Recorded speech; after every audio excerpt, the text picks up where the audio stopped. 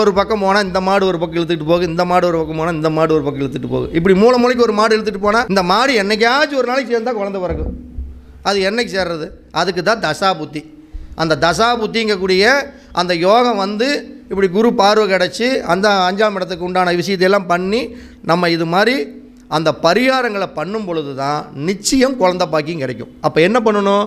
குழந்தை பாக்கியம் பிறக்கணும் வேணும் அப்படிங்கிறவங்க உங்களுடைய புத்திரஸ்தானாதிபதி குரு நினைக்கக்கூடாது. உங்களுடைய ஜாதகத்தில் ஒவ்வொருத்தருக்கும் ஒரு புத்திரஸ்தானாதிபதி இருப்பாங்க. அந்த புத்திரஸ்தானாதிபதி எந்த கிரகத்தோட முதல்ல சேர்ந்து இருக்குதோ அந்த கிரகத்துக்கு உண்டான ட்ரீட்மெண்ட்டை பண்ணி முடிச்சுட்டு நேராக ராமேஸ்வரம் கடலில் போய் குளிச்சுட்டு பரிகாரம் குழந்தை பாக்கியத்துக்கு உண்டான பரிகாரம் பண்ணிட்டு 21 நாளிக்கணத்துலையும் குளிச்சுட்டு அதே ஜூட்டா போய் நம்ம காளகஸ்தியில் பச்சை கற்பூர அபிஷேகம் பண்ணிட்டு வந்தீங்கன்னா நிச்சயம் உங்களுடைய குலதெய்வம் அப்படிங்கிறது நின்று பேசி உங்களுக்கு ஒரு புத்திர ஸ்தானத்தை கொடுக்கும்.